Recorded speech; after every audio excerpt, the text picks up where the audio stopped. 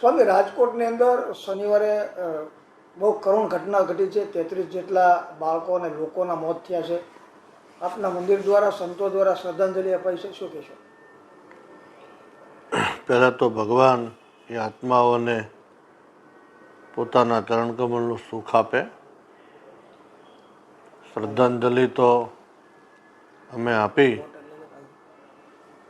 પણ જેણે કોઈ બાળકો ગુમાવ્યા છે, કોઈએ પત્ની ગુમાવી, કોઈ પતિ ગુમાવે, કોઈ બાપ ગુમાવ્યા, કોઈ મા ગુમાવી, એ લોકોના પરિવારની હાલત શું હશે તો આપણે કહી ના શકીએ.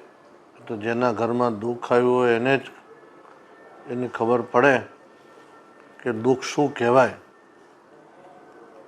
ભગવાન ક્યારેય કોઈને આવું દુઃખ ન આપે. આકસ્મિક જેને કહીએ કે ફરવા ગયા હોય અને સાંજે સમાચાર મળે કે તમારા ભાઈ કે દીકરો કે દીકરી હવે આ લોકમાં નથી, એના માટે કેવો વજ્રઘાત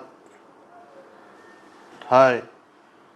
પણ ભગવાનના ચરણમાં એક સાધુ તરીકે, ગઢડા ગોપીનાથજી દેવ મંદિરના જવાબદાર બોર્ડના એક ચેરમેન તરીકે પુનઃ ભગવાનના ચરણમાં પ્રાર્થના કરું છું કે એ જેણે પરિવારોમાંથી સદસ્યો ગુમાવ્યા એને ધીરજતા ભગવાન આપે, ધૈર્ય આપે, દુઃખ સહન કરવાની ભગવાન એને શક્તિ આપે.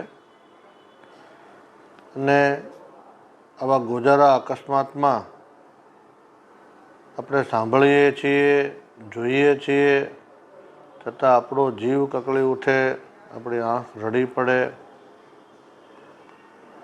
આપણા સગા નથી, સંબંધ નથી, તો પણ આપણને આટલું દુઃખ થાય. પુનઃ કહું કે જેના પરિવારના જે સભ્યો જેણે ગુમાવ્યા એની તો હાલત, એની સ્થિતિ વર્ણવી અશક્ય છે, મુશ્કેલ છે. તો પણ ગોપીનાથજી દેવ મંદિર વતી, ગઢપુરના તમામ મોટા સંતો વતી, ટેમ્પલ બોર્ડ વતી મૃતાત્માઓને ભગવાન પોતાના ચરણકમળનું સુખ આપે.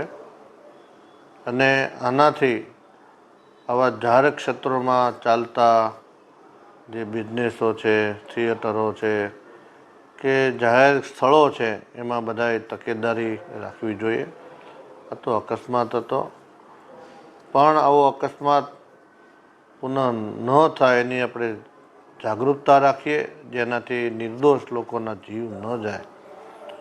બાકી સરકાર તો સરકારની કામગીરી કરે જ છે. અને ભગવાન સદબુદ્ધિ આપે.